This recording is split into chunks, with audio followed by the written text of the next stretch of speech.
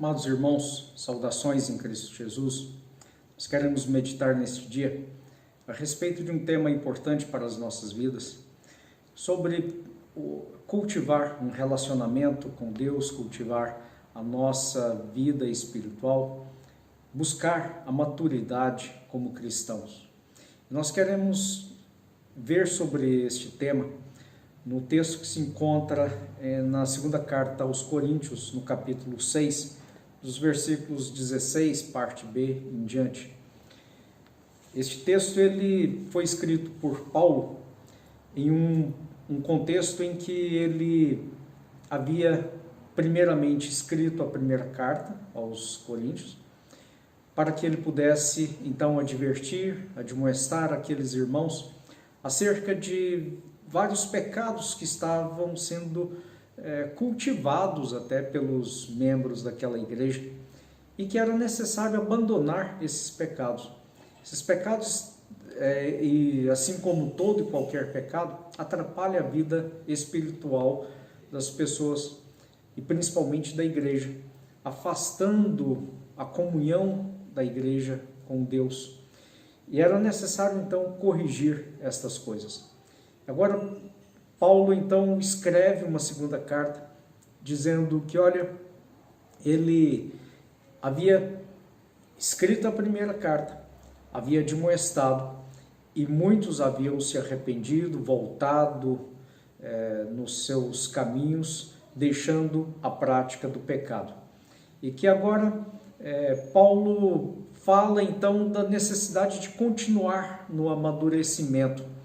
E ele fala da esperança da vida eterna no capítulo 5, da esperança da ressurreição, e ele mostra então que nós somos cidadãos de um outro reino, o reino dos céus, mas que nós estamos aqui, estamos vivendo neste mundo, mas não podemos nos associar com este mundo, no sentido de associar com o pecado, nos associar com aqueles que praticam o pecado, associando então nestas obras.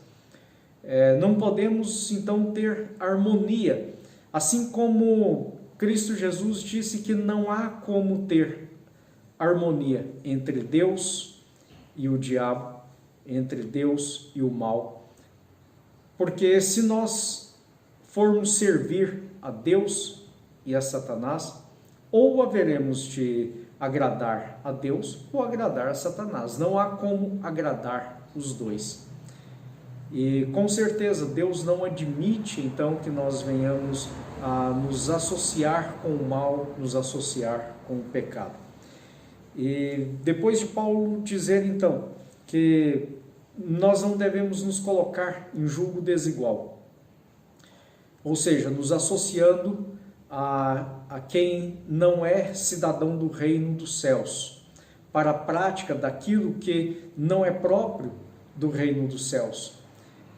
Assim como nós não devemos então nos colocar nesse julgo desigual, nós devemos buscar caminhar com aqueles que têm o mesmo objetivo nosso. Ele faz uma referência a esse julgo, nos lembrando da lei que dizia que não se poderia colocar para lavrar, para trabalhar um arado, um boi e um jumento. Não se poderia colocar esses dois animais.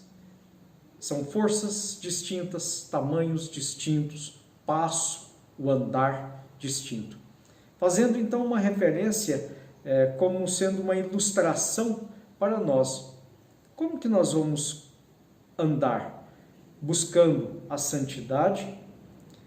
Se nós temos associação, vamos então andar, como diz o salmista, a sentar na roda dos ímpios, dos escarnecedores, daqueles que desprezam a palavra de Deus, daqueles que menosprezam completamente o ensino do Senhor e buscam ridicularizar aqueles que buscam servir a Deus, buscam a santidade.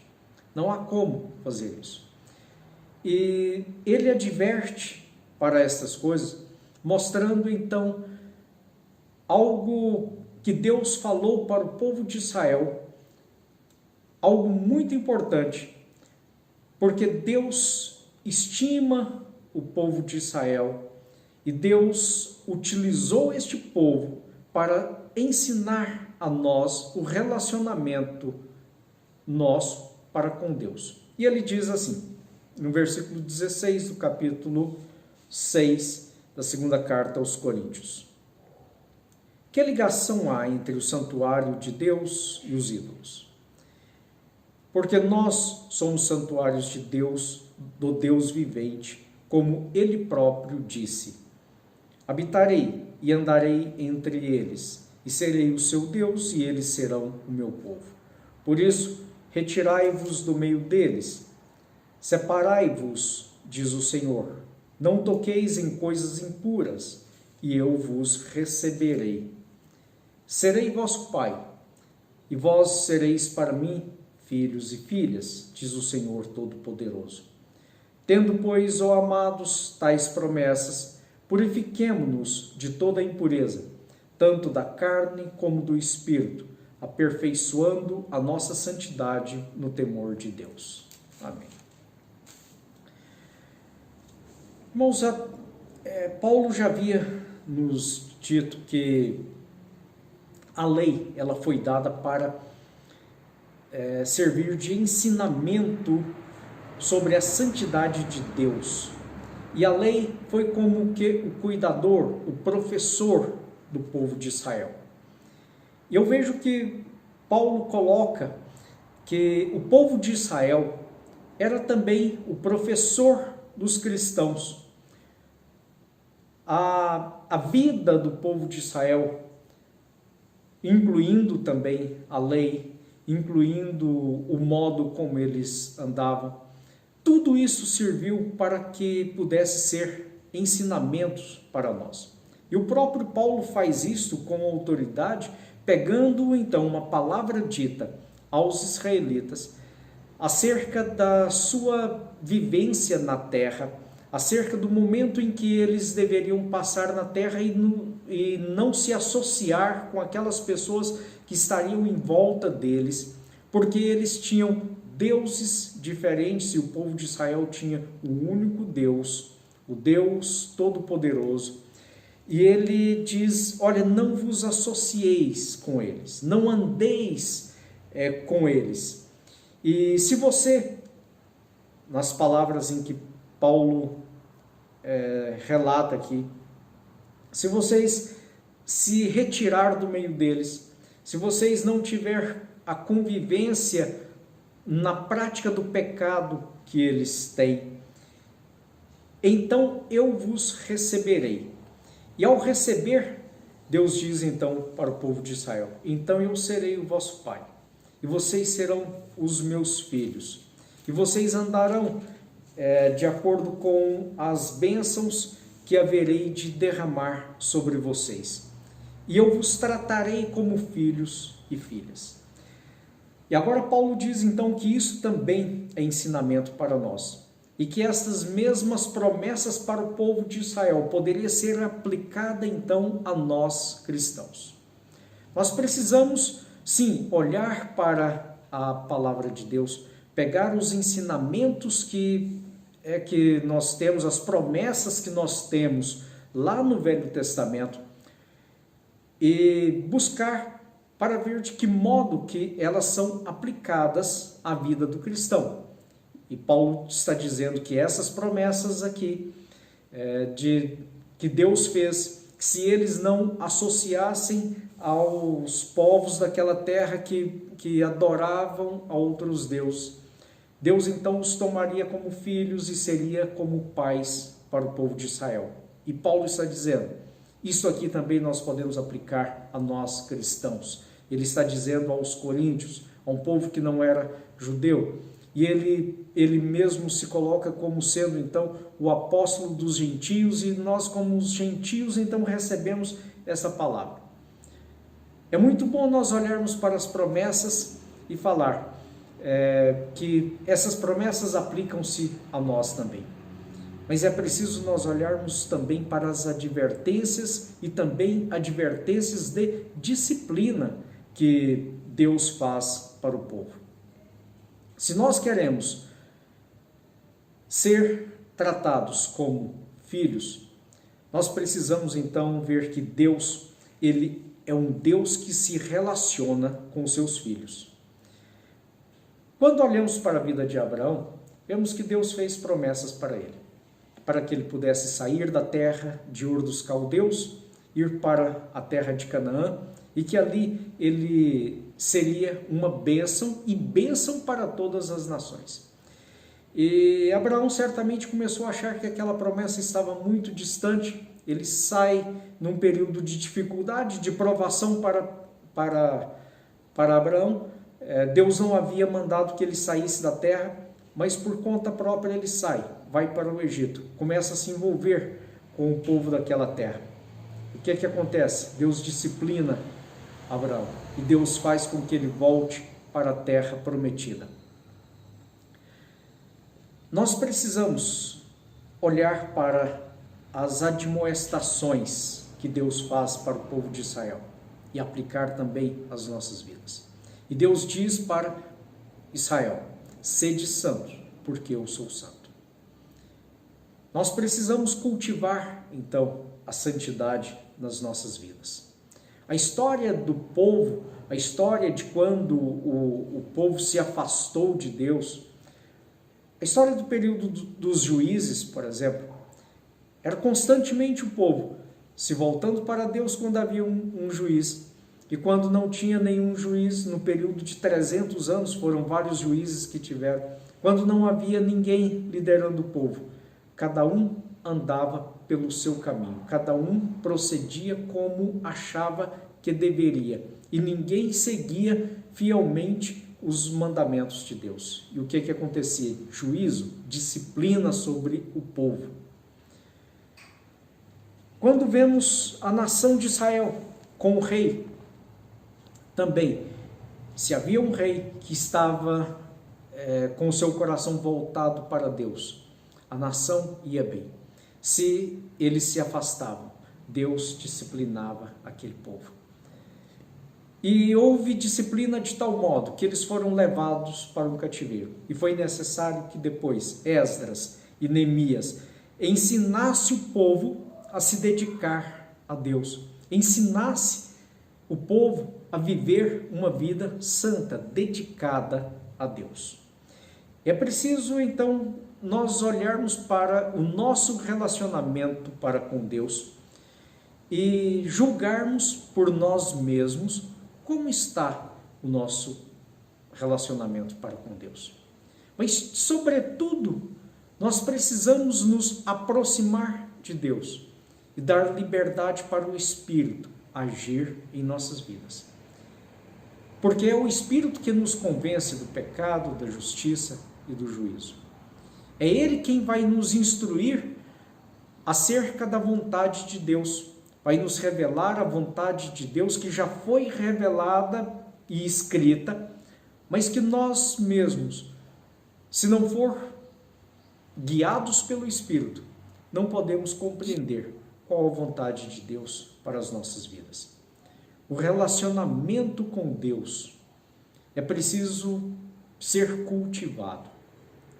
Nós não podemos apenas clamar por Pai, dizer Pai Nosso que está nos céus, apenas dizer que Deus é o nosso Pai, que Ele cuida de nós e que nós teremos todas as coisas, sem que nós venhamos verdadeiramente cultivar esse relacionamento entre pai e filho. O pai que se volta para Deus, o pai aliás, o filho que se volta para Deus, o filho que se volta para o pai e buscando fazer a vontade do pai. É uma hipocrisia nossa dizer, às vezes até mesmo em músicas, cantando, purifica o meu coração, ou então pedir perdão a Deus por determinados pecados, se nós não cortarmos pela raiz esses pecados. Se nós não arrancarmos das nossas vidas, se nós não deixarmos de praticar os pecados. Há tantas pessoas que se envolvem com pecados e como é como se fosse um pecado de estimação e não há nenhum arrependimento. É um verdadeiro ato de hipocrisia. Pedir perdão e logo em seguida voltar deliberadamente a praticar os mesmos pecados.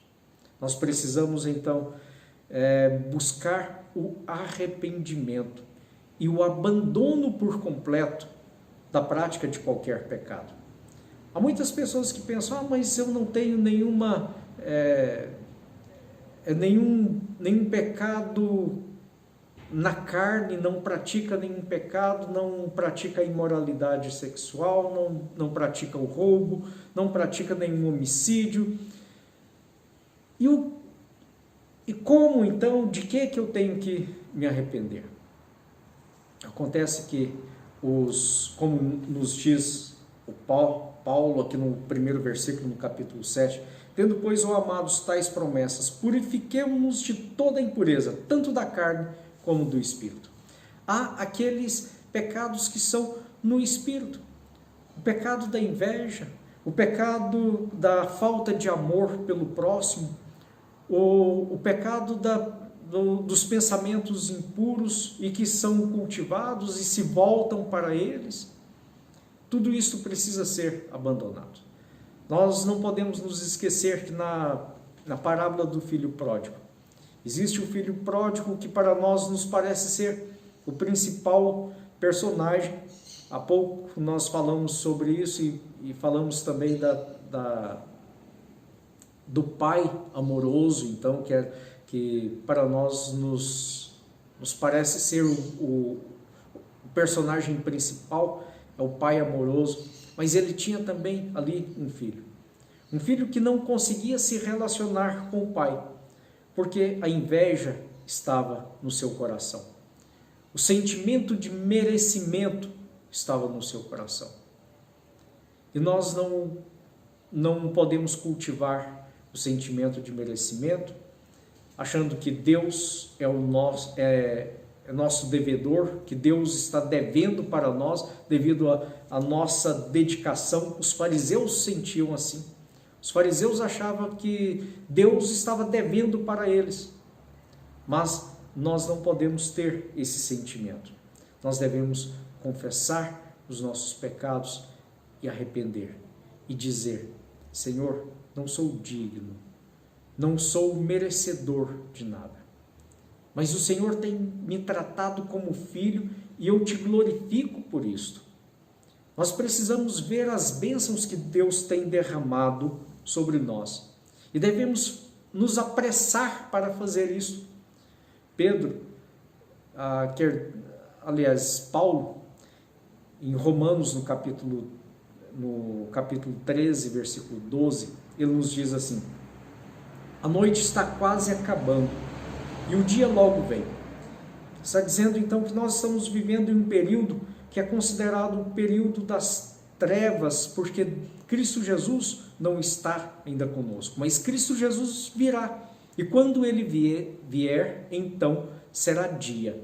Ele diz, portanto, deixemos todas as obras das trevas e vistamo-nos a armadura da luz. Comportemo-nos com decência, como quem age à luz do dia, não em orgias, bebedeiras, não em imoralidade sexual e depravação, não em desavenças e invejas. Pelo contrário, revistam-se do Senhor Jesus Cristo e não fiquem premeditando como satisfazer os desejos da carne. Essa é uma versão da NVI. Ele está nos mostrando, olha, nós já estamos no fim do período das trevas. Cristo Jesus está quase voltando. E sobretudo para as nossas próprias vidas. Ainda que Cristo não volte enquanto nós vivermos, quando chegar então o fim das nossas vidas, Se nós cremos em Cristo Jesus, será o fim das trevas e haveremos de viver então em eterna luz na presença de Deus. E enquanto nós estamos vivendo aqui, não vamos andar como nas trevas. Nós somos filhos da luz. Nós somos novas criaturas em Cristo Jesus. Vamos andar segundo o curso do Espírito e não segundo o curso da carne, segundo a vontade da carne. E nós precisamos agir assim. É comum nós encontrarmos pessoas que estão agindo como os fariseus, querendo ter uma vida por fora muito certa, muito correta, que vão à igreja regularmente, e na igreja são exemplos, mas lá no íntimo da sua casa, ou então longe da sua cidade, longe da sua igreja, lá onde você trabalha e ninguém sabe que é um cristão, não dá o testemunho de cristão. Nós precisamos nos atentar para estas coisas. Nós precisamos olhar para o nosso Pai e saber que Ele espera um relacionamento nosso como filhos. Filhos que honram e glorificam o seu Pai. Filhos que obedecem e andam segundo as normas, a conduta estabelecida pelo seu Pai. Nós precisamos, então, buscar estas coisas. Sabemos também que o andar nos afastando do pecado, ele é apenas metade do caminho. Nós precisamos saber que nós estamos como que em um círculo, em que nós buscamos nos afastar do pecado e buscamos ter o conhecimento de Deus. E esta obra estará completa quando nós, então, estivermos agora na presença de Deus. Mas nós não podemos deixar a metade desse círculo incompleto. Não podemos, não há como nós andarmos buscando o conhecimento do Senhor, aperfeiçoando no conhecimento e que levará também ao temor do Senhor, sem que nos afastemos do pecado. E não podemos simplesmente nos afastar do pecado pelo nosso próprio esforço humano, se nós não andarmos buscando o conhecimento do Senhor. Veja que Paulo, ele diz que nós devemos nos purificar de toda impureza, tanto da carne como do espírito, aperfeiçoando nossa santidade no temor do Senhor. E somente alcançaremos o temor do Senhor se nós buscarmos o conhecimento dele. E Pedro então nos diz, lá na sua segunda carta, no capítulo 3, versículo 18, último versículo, ele já despedindo de todos, ele diz que nós devemos crescer na graça e no conhecimento de Cristo Jesus. Crescer no conhecimento de Cristo. Aperfeiçoar no temor do Senhor. Aperfeiçoar o quê? A santidade, a separação, a dedicação a Deus. Nós devemos cultivar esse relacionamento com Deus. A cada dia, de forma objetiva, de forma que nós nos preocupamos com isso. A nossa vida como cristãos, a nossa vida espiritual, ela não pode ser deixada ao acaso e esperar um dia em que Deus possa tocar os nossos corações para um grande avivamento. Não, Ele quer que nós possamos nos esforçar, que nós possamos nos aperfeiçoar. Isso será por força e por mérito próprio? Não. Nós nos esforçamos quando nos entregamos completamente nas mãos de Deus para que Deus possa, então, agir nas nossas vidas através do seu Santo Espírito. Quando nós nos esforçamos para nos entregar completamente. Não nos esforçamos para andar em santidade como faziam os fariseus. Não, a entrega total para sermos guiados pelo Espírito. Que o Senhor possa nos dar clareza dos ensinamentos. Que nós possamos olhar para as velhas histórias do Velho Testamento, buscando aprender e aplicar os ensinamentos que foi dado ao povo de Israel para a nossa santificação, para a nossa comunhão com Deus em Cristo Jesus. Possamos olhar para o Novo Testamento e ter então a clareza dos propósitos de Deus para as nossas vidas. E com isso nós queremos dizer, é necessário aprender sobre toda a Bíblia. Não dá para ser um cristão maduro, não tem como nós alcançarmos a maturidade tendo conhecimento de apenas uma parte da palavra de Deus. De ter conhecimento apenas de salmos que traz conforto para nossas almas. De ter conhecimento apenas sobre as obras de Cristo Jesus, sem entender o propósito de Deus para as nossas vidas. Ter conhecimento da grande graça de Deus, sem que tenhamos conhecimento também do Apocalipse, das coisas futuras, daquilo que Deus tem reservado para nós. É preciso conhecer de forma completa. É preciso conhecer de tal modo que nós possamos então deslumbrar com tudo aquilo que Deus falou nos tempos antigos, através dos apóstolos, através de Cristo Jesus, para que nós possamos compreender a boa, pura e perfeita vontade de Deus para as nossas vidas. Toda Escritura foi divinamente inspirada.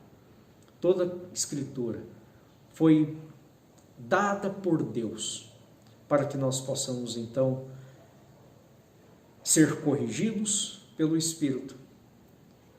E nós precisamos conhecer para que o Espírito possa falar aos nossos corações a respeito da vontade de Deus, para que nós possamos andar de acordo com os propósitos de Deus.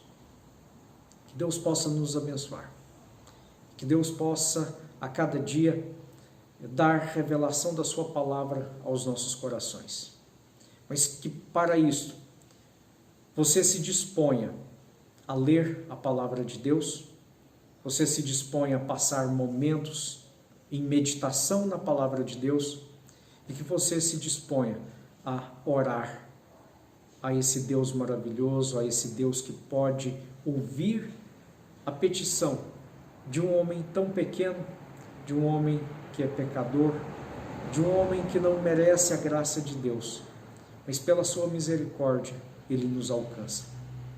E assim nós rogamos que Deus possa agir no seu coração e que quando nós voltarmos a reunir nas nossas igrejas, possamos estar ainda mais fortificados, que estejamos edificados na graça e no conhecimento e no temor do nosso Deus, e que sejam momentos em que possamos prestar um grande culto público ao nosso Deus.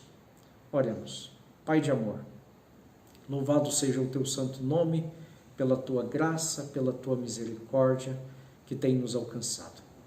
Te rogamos, ó Deus, que o Senhor nos dê temor do teu santo nome.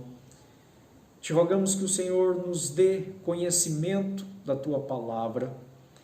Te rogamos que o Senhor nos faça andar nos teus caminhos.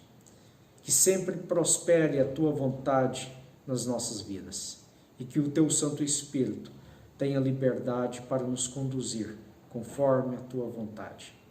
É a nossa oração. E que isto possa ocorrer em toda a igreja do nosso Senhor Jesus Cristo. Amém.